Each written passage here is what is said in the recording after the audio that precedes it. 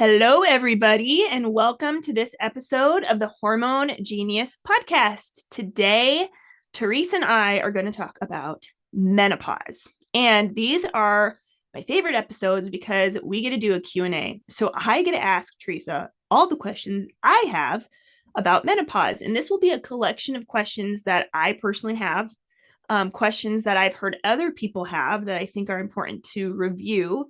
And then, of course, Teresa's so good at bringing in stories and examples of the women that she's worked with.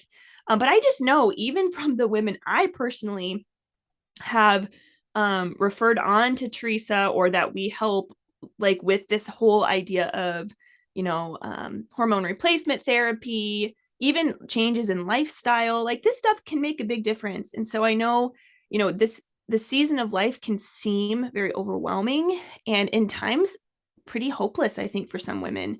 I can't speak from experience yet because I'm, not yet 40 almost.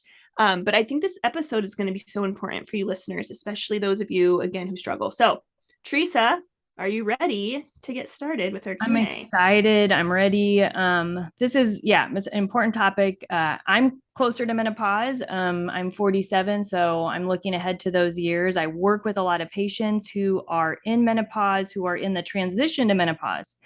And you're right, Jamie. It's like I don't know, it's a beautiful time of life, but there's a lot of emotions. If you think about, the woman's body and her ability to procreate and this Mm-hmm. transition to a woman stopping that process. Mm-hmm. That's an emotional time. A lot of times people are dealing with empty nest now, like where their kids are grown up and leaving. It can be a time where you're trying to figure out what is my purpose now. If you've been a mother and you've been taking care of children, there can be stresses where you're taking care of now your parents. Mm-hmm. And that can be something that adds an additional kind of emotional time. But all that emotional stuff is also separate to some degree from what happens physically. And we Right. know there is, again, the word menopause, think about it, it's to pause something, right? And what are we? It's the great pause of our ovaries. Mm-hmm. And our ovaries, of course, you guys know, listening to our podcast, they make a lot of great hormones, especially the two main hormones, estrogen and progesterone. And there will be a great pause that occurs with those two hormones. And that will have significant changes to our body from menopause for the next 10, 20, 30, 40 years. Yeah. Yeah. And I was just looking here too, for those of you who are in my age, around the 40s and about that 10-year time before the 50s, and average age of menopause is 51. So I think too, there's probably genetic factors, lifestyle factors. But episode 12, season 1 is when we talk more about perimenopause. So as you're listening, listen to this episode, but also go back to episode 12, season 1 to listen more on that. So, okay, Teresa, all right, so you said menopause is like the great pause, and the emotion that comes with that, again, knowing that those fertile years are coming to a close, and menopause, it has come to a close. Like that chapter has ended in of our life. And I think sometimes women feel like, oh my goodness, like that was such a huge part of my identity, my motherhood. And not to say we're not mothers anymore. If we're mothers, that we don't stop being mothers, but like that fertility. And so kind of let's start big picture and kind of drill in, because I know we really want to get to the health aspects, but I do want to spend some time on just this acknowledgement and recognition of our womanhood, whether we're, childbearing or not, and how it can be, like you said, a season of excitement and fun and change and new experiences. So let's start there. And actually, my question for you, Teresa, is as you're approaching menopause, what are things you're looking forward to as you enter into that next season? Yeah, gosh, I kind of don't know if I've thought too much about it. I mean, I know it's coming. I guess for a lot of women there can be a sense of relief sometimes when, for me, my husband and I have, a large family with 8 kids, and we've been using a natural fertility method to avoid pregnancy for now almost 9 years, and that's been great. But once you enter menopause, then your fertility is gone, right? So maybe a sense of like, oh, we don't have that, part of it. But I don't know, that's there's a sadness there. And I think that's what women have, this conflicted kind of thing going on where it's like, oh, it's a relief. I don't have to worry about, pregnancy, which sounds crazy to say, but Hmm. there's Hmm. also a sadness because we've built up our relationship, my husband and I, and our intimacy on this great rhythm that we have, this beautiful hormonal rhythm of our own fertility.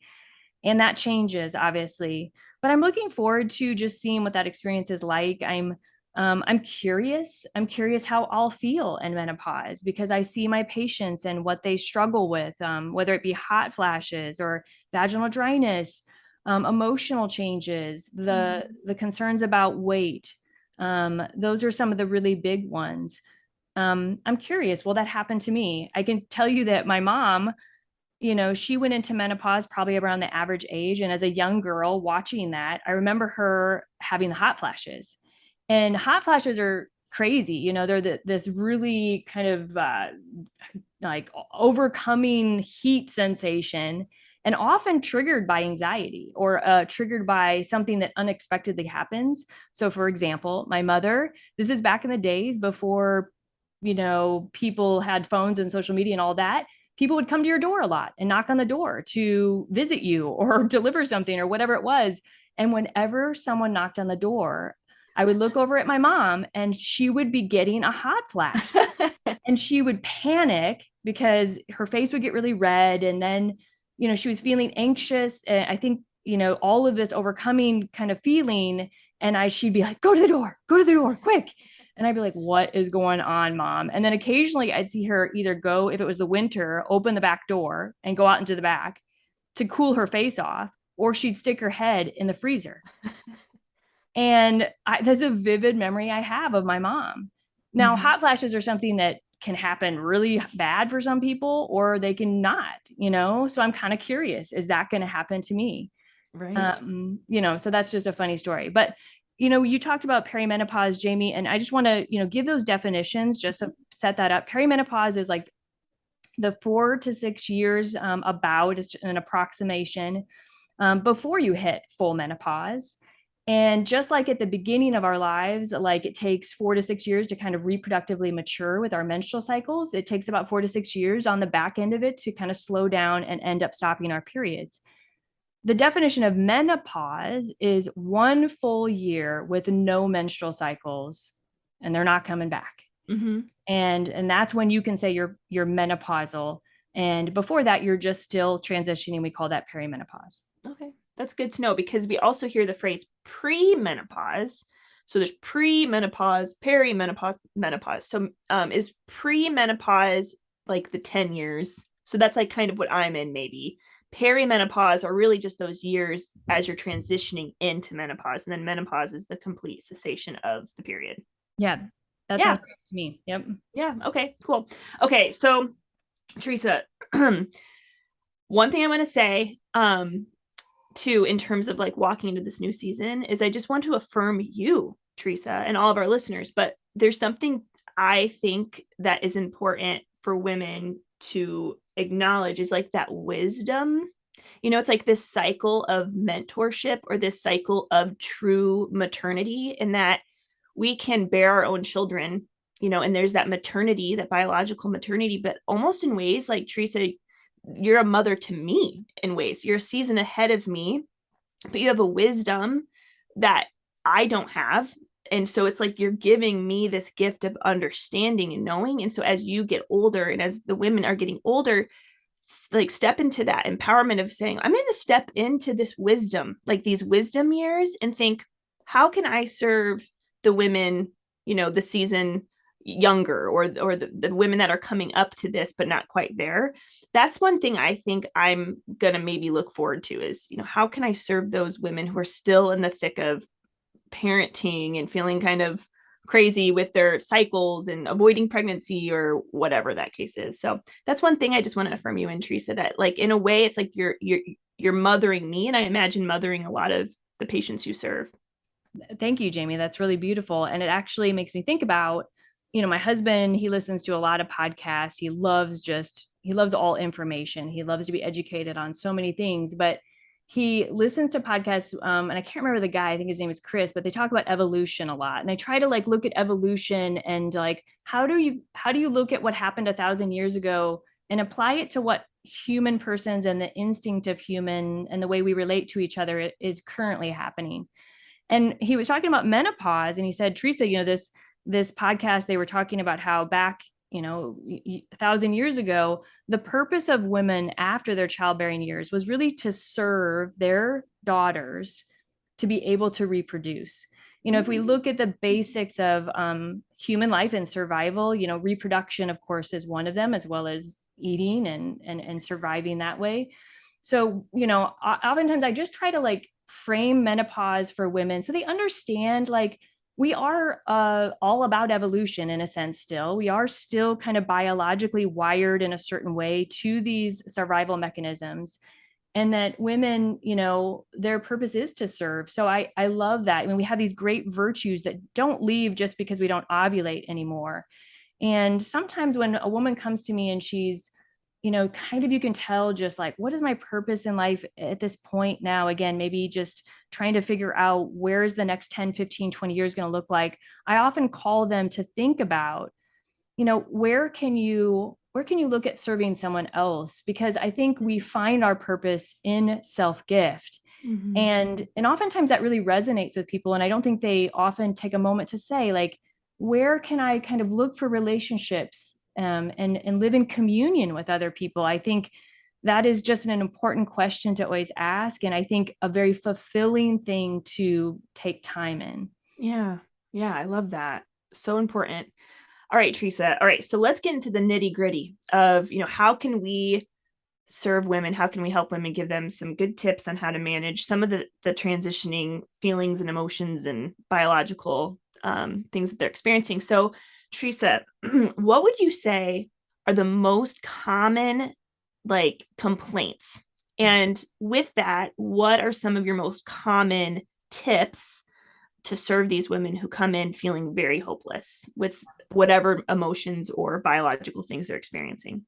Yeah. So most common complaints definitely are hot flashes, mood changes, disturbance in sleep, vaginal dryness and pain with intercourse, weight gain, and Yeah. fatigue. Those are probably the top. And I just, kind of just going to state it right now. I am pro treatment of menopause. I know there's been a lot of like things about hormones been said. We're in a pendulum shift right now to being more pro treatment of these symptoms and the condition that the loss of hormones create.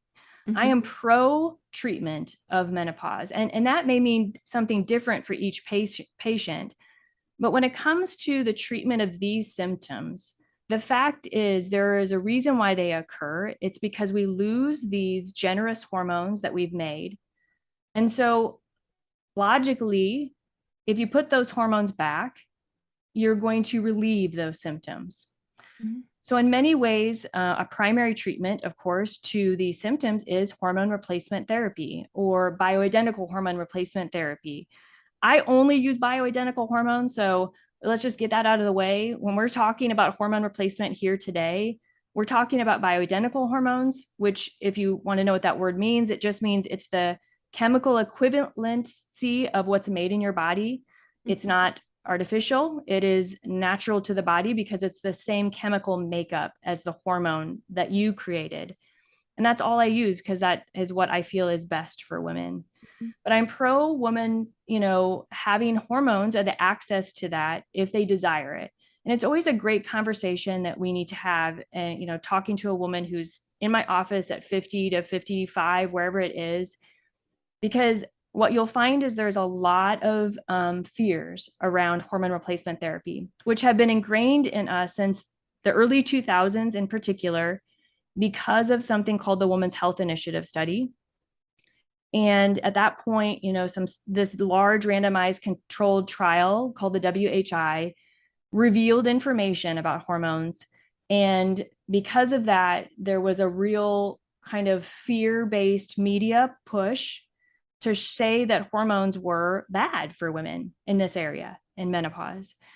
I disagree with that. And I think that, again, we're even physicians, mainstream medicine is starting to realize that fear-based risk that was proposed based on those studies was overblown and not actually truthful. And if any of you out there are like, I don't know if I believe this, I don't know if I believe Teresa, I'm just going to point you to the book that really, really solidified this in my heart and in my education, is a book called Estrogen Matters by Avram Blooming, who's an oncologist. And I think it's one of the most profound books written on this particular subject. And he'll deep dive into the Women's Health Initiative and really break it down for you. And in the end, I feel like if I will tell my patients, if you're fearful, I don't want you to be fearful. I don't want anyone to go into a treatment thinking something bad's going to happen to them. What would be the point of that? You know, I'll say, go read this book. At the end of it, I feel like you'll make a better informed consent decision around, your treatment.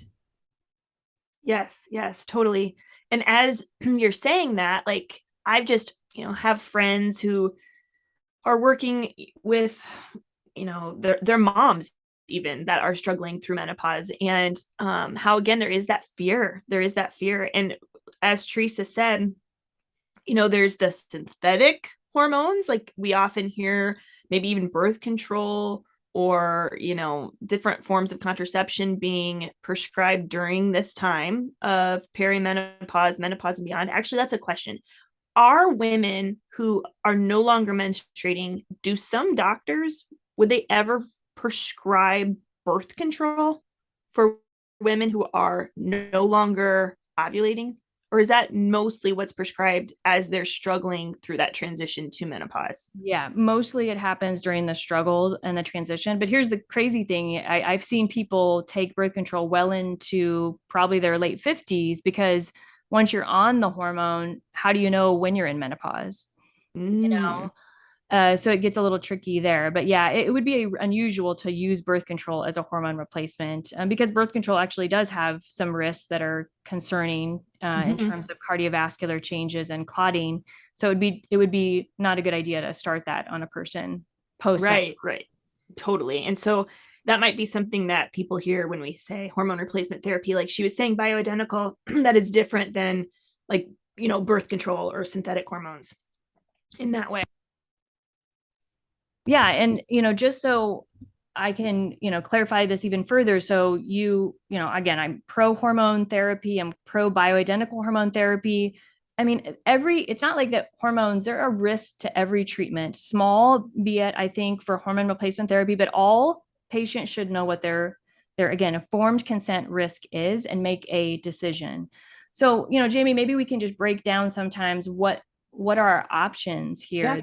that I might use for a patient.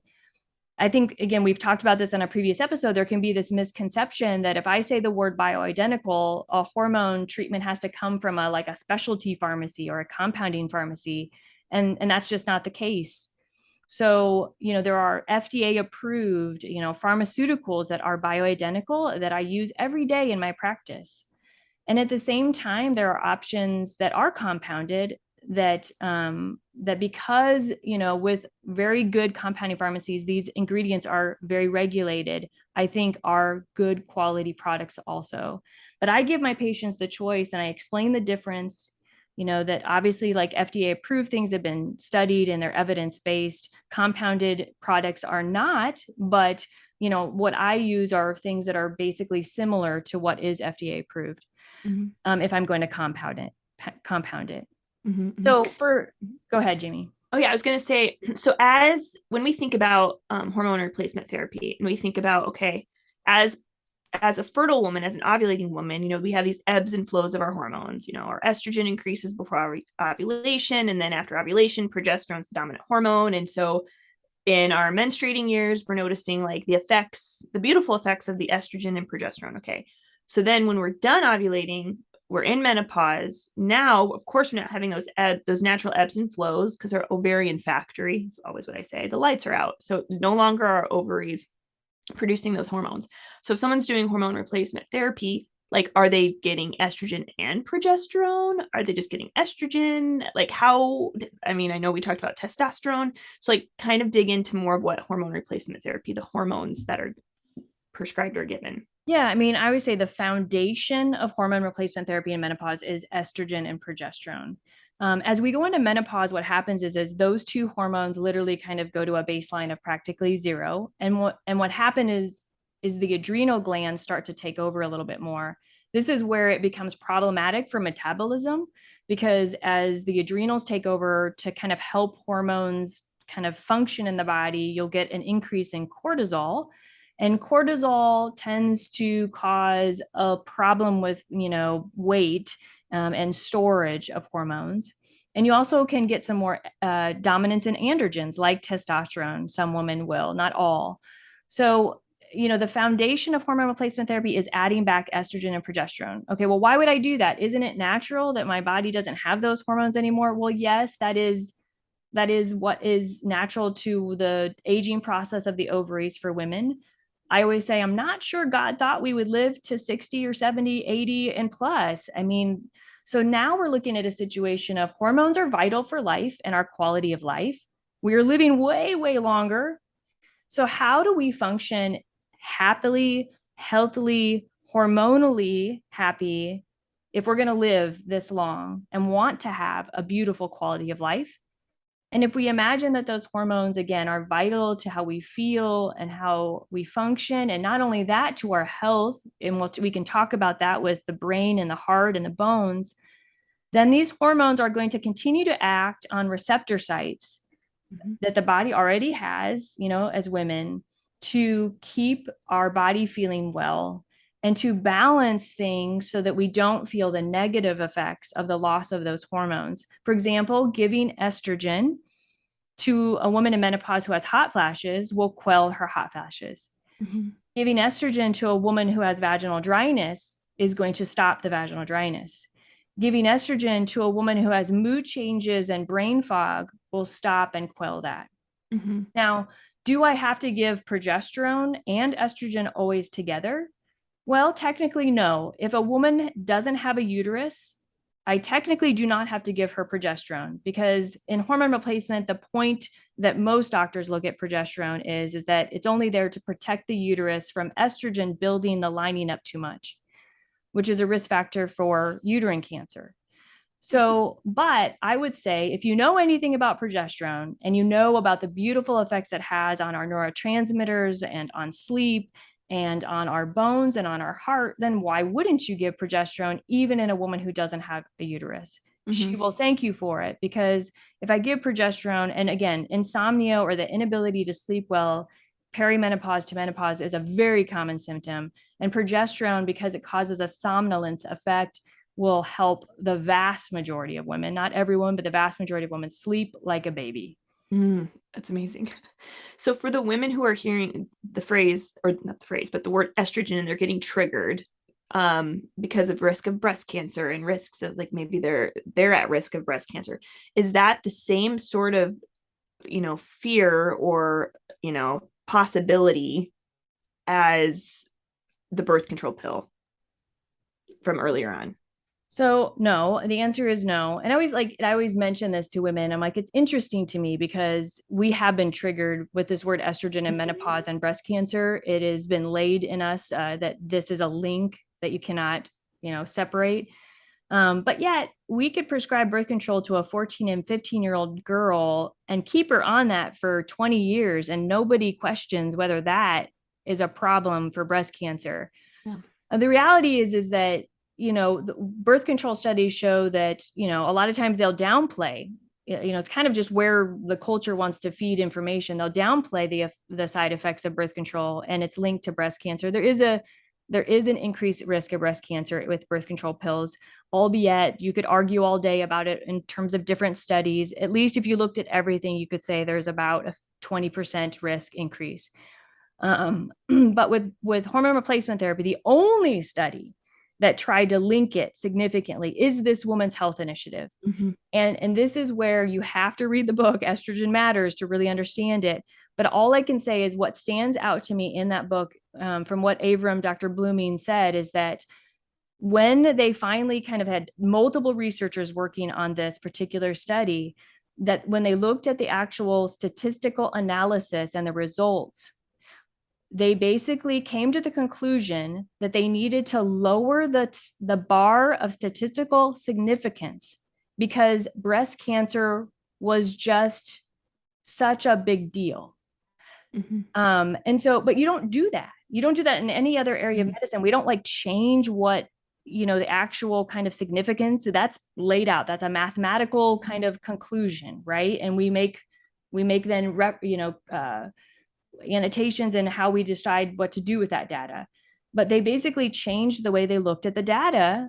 And, he'll go into, the fact that all these other studies that we've ever had on estrogen and hormone replacement therapy do not show a risk. And in fact, even in some studies with women who have had breast cancer, who actually went through breast cancer treatment and then had been recovered and in remission, them taking estrogen, I mean, think about it, that just makes people's brains explode at that point. Taking estrogen after you've had breast cancer, they actually have a higher chance of living longer. Mm.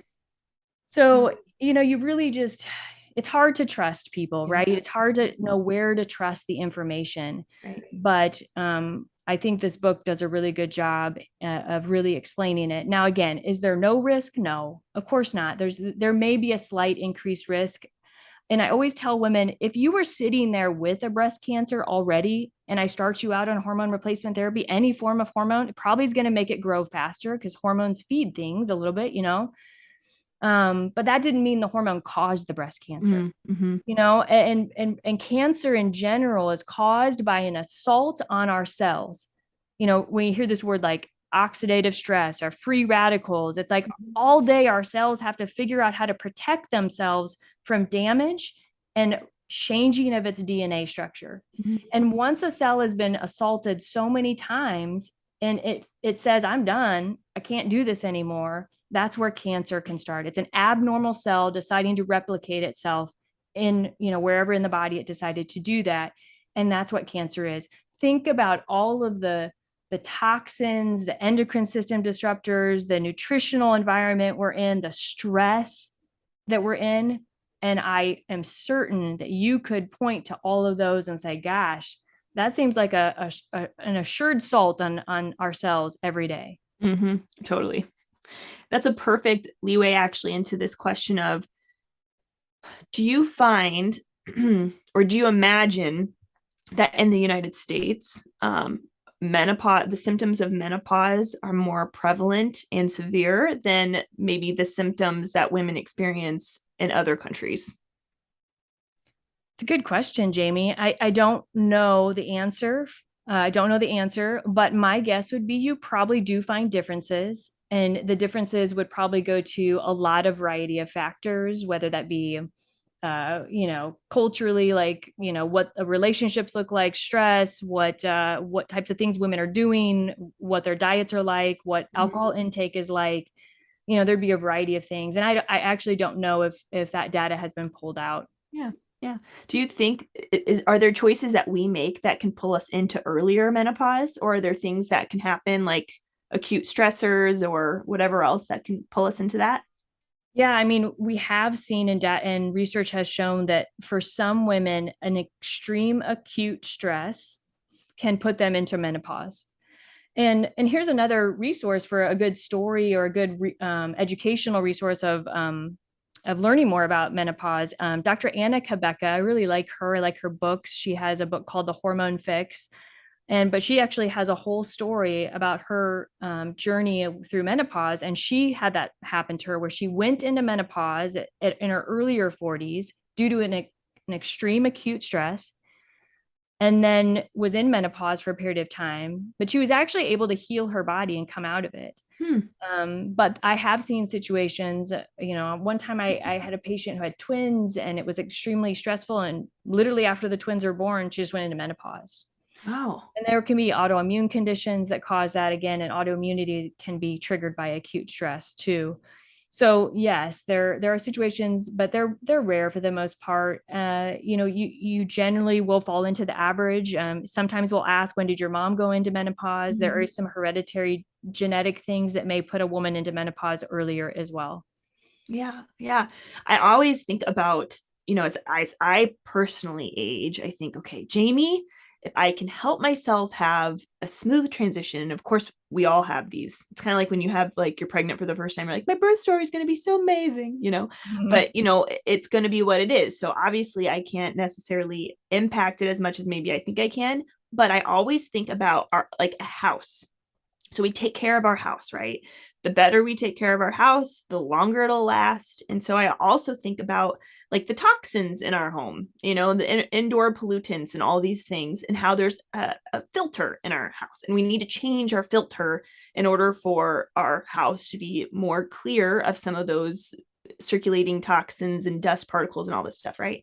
And our liver is our body's filter. It's our house's filter, if we want to relate that. And so something that I always recommend, and I even think about this myself, is I want to keep my liver functioning really well because our liver, again, has a very important job of filtering out the crap and the gunk and making sure that it's not getting too heavy or polluted or whatever with some of these endocrine disruptors, toxins, and yada yada. So I guess I don't know if we could go into that here before we start wrapping up, but like what are some natural ways that we can just help our hormones as we age? Right.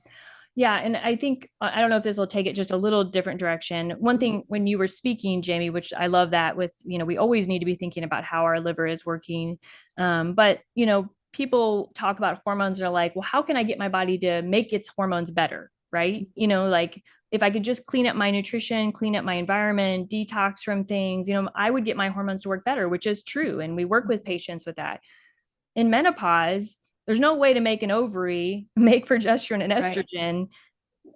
At that point it ain't going to happen. So just know it's like, whatever you take, you're not going to make your ovaries now produce hormones. So you either make a choice again to supplement or do hormone replacement therapy, or you don't. And again, I'm not saying not taking hormones is an okay answer, right? It is an okay answer, but I think you want all the education and information so you can make the best decision about that. Right. That's what's really important. So to your point, Jamie, of like maybe there's some other natural things we can do to help with menopause. Maybe there's, things in lifestyle, obviously, that you're alluding to, cleaning up our environment, watching for toxins, trying to filter our water, trying to sleep better. Obviously, like sleep being so important.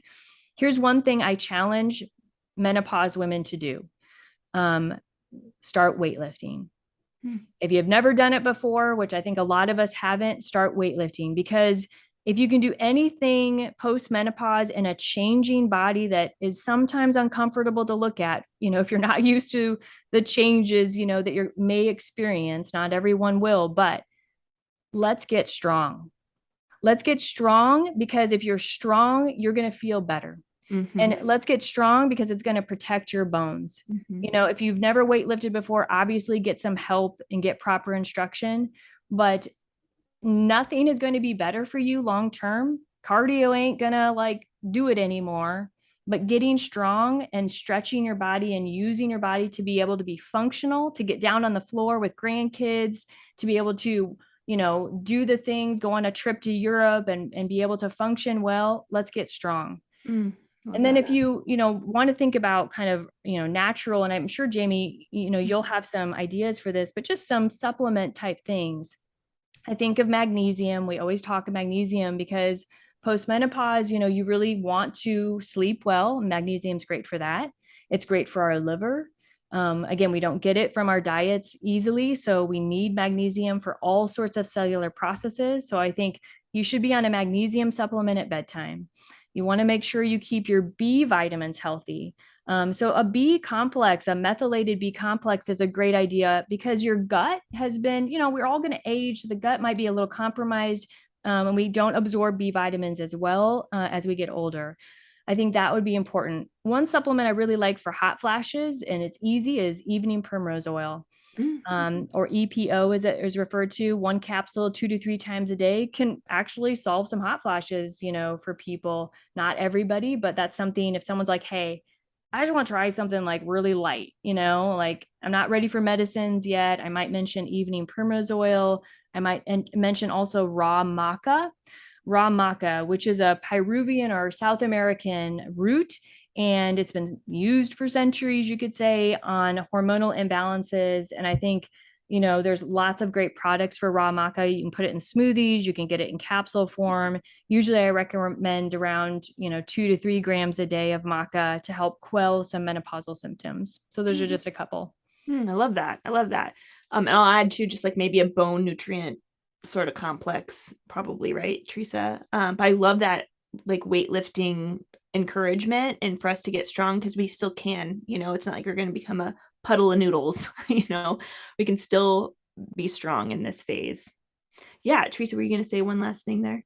No, just for like you said bones, and that's good. Yeah. I mean, I really like to try to get things as natural as possible. And so I'm more of a fan of a supplement called Bone Up by Jarrow. There's some other ones like that have a little bit more natural forms of calcium. Plus, it has all the trace minerals like zinc and boron and copper and some things that your bone use to really, absorb that calcium well. So those are my kind of favorite go-tos. And vitamin D obviously is extremely important for everybody. So Awesome, awesome, awesome. And then again, for those of you who do want to explore more of the natural options, so Teresa mentioned the book by Avram, but there is a book, I think it's called Menopause Solution by Dr. Marisa Snyder. She comes at it, I don't know if she's like against hormone replacement therapy, but I learn a lot from her just in regards to some of those natural things, kind of like what you're saying here at the end, Teresa. So maybe like if you're wanting to try the natural approach, even before it starts getting maybe really flared up and too much to handle, that could just be a good option too. So Dr. Marisa Snyder is just another yeah. good resource. Yeah, we'll try to link a couple of like what we Yeah. consider trusted resources in this area. And then I do just want to say again, with the health of our body, there are benefits to hormone replacement therapy for our heart, our brain, and our bones. Mm-hmm. So, and that is studied and well proven. What happened is when, again, this link to breast cancer and the fear around that potentially was there, people just decided, well, it's not worth it, you know? But I'm now that I truly believe the breast cancer was a much more of a hype than anything. You want to think about, do I have heart disease in my family? Do I have dementia in my family? Do I have osteoporosis in my family? Hormones will actually help those issues. Mm-hmm. And again, in that book, Estrogen Matters, it will go through all of that so you can understand it deeply. But when I talk to my patients, I say, if you choose to do hormones, you will receive benefit in these areas, even reduction in colon cancer. But if you choose not to do hormone replacement therapy, you won't receive those benefits. So it's just something to think about. And again, this is of course informed decisions and your choices, and your health is for you and your body. So that's why we're here to help you make empowered decisions and help you take that next step. Amen, girl. Okay, as we close, what is one thing that the ladies who are listening can ask their doctor when it comes to getting care? Do most doctors honor the hormone replacement therapy stuff? Like, what does that conversation look like for the women who now want to maybe take the next step? Yeah, I would start with your doctors with really talking about your quality of life and how the symptoms that you're having are really affecting your quality of life, and that you have concerns, really deep concerns about that, and that you are looking for potentially options for treatment, and to ask what your doctor has for options. You can say that I am interested in hormone replacement therapy. If you use the word bioidentical, depending on your doctor, that might be a trigger word for them. So you might just say, I'm interested in hormone replacement therapy. I'm interested in like a pure estrogen or an estradiol product and a progesterone, a micronized progesterone. Those are the words for the natural progesterone and estrogen. And can you tell me about FDA approved hormone replacement therapy? What are my options? These are my symptoms. Do you think this would help me? I think if you go in just really engaged in a conversation and being like, how can you serve me in this area, dear healthcare provider? And if you get roadblocks, then you need to move on. The Mhm. fact is that a lot of OBGYNs are great and they want to serve patients and they do amazing work with helping women have babies and all this wonderful stuff, but they don't get a lot of menopause education. And so they may not feel equipped to provide you those answers. And it's okay to say, all right, well, I'm going to probably move on to a different provider, at least for this treatment, someone who does know something. Totally. Oh my goodness. Teresa, thank you so much for answering my questions today. I know for sure this has helped a lot of women, a lot of our listeners. So, ladies, if you love what you listened to today, please share this with a friend who might also be struggling through those menopause symptoms. Please leave a review for us. Please, again, that helps us so much. And if you have questions, know that you can find us at hormonegenius.com or thehormonegenius@gmail.com. All right, Teresa, thanks for spending time with me today and answering all my questions about menopause. Thanks, Jamie.